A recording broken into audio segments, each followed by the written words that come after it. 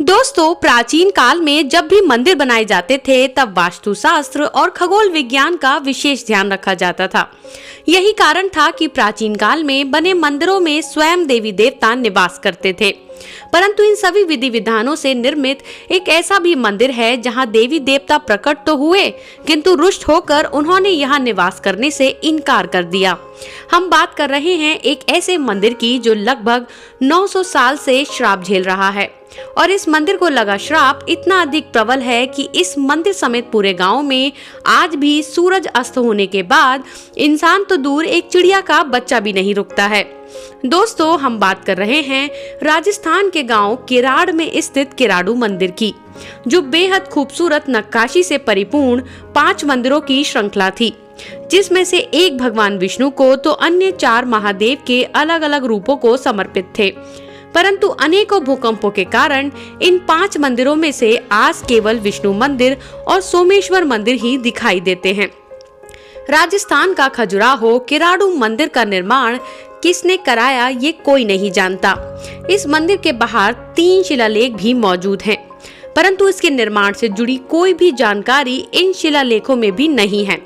इतिहासकारों का मत है कि शायद इन मंदिरों का निर्माण 11वीं शताब्दी में परमार वंश के राजाओं ने किया, परंतु इस बात का भी कोई कठोर साक्ष्य नहीं मिला है। क्षेत्रीय लोगों के अनुसार यहाँ एक सिद्ध साधु का श्राप लगा हुआ है।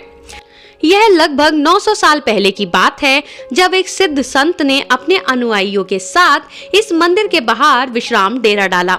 परंतु कुछ दिनों के बाद सिद्ध साधु भ्रमण पर निकल गए और अपने साथियों को स्थानीय लोगों के सहारे छोड़ गए कि आप इनको भोजन पानी देना और इनकी सुरक्षा का ध्यान रखना।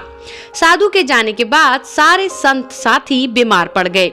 केवल मिट्टी के बर्तन बनाने वाली एक कुम्हारिन को छोड़ अन्य किसी ने भी उनकी सहायता नहीं की।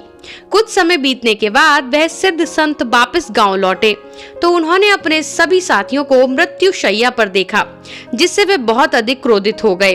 क्रोध अग्नि में विलीन सिद्ध साधु ने कमंडल जल को अपने हाथ में लेकर पूरे गांव को श्राप दिया कि जिस गांव में साधु संत का सत्कार नहीं हो सकता, उस गांव में कभी भी भगवान निवास नहीं करेंगे और सूरज अस्त होते ही पूरा गांव मिट्टी की मूर्तियों में बदल जाएगा। साथ ही उन्होंने उस कुम्हारिन को शाम होने से पहले गांव छोड़ने को कहा और कहा कि जाते समय इस गांव की तरफ पीछे पलटकर मत देखना।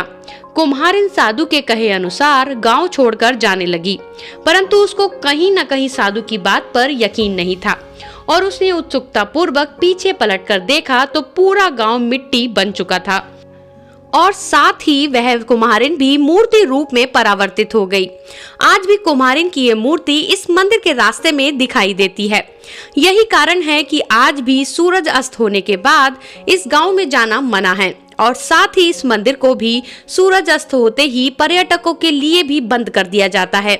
अगर आपको ये जानकारी पसंद आई है तो ये जानकारी को ज्यादा से ज्यादा शेयर कर चैनल को सब्सक्राइब जरूर करें।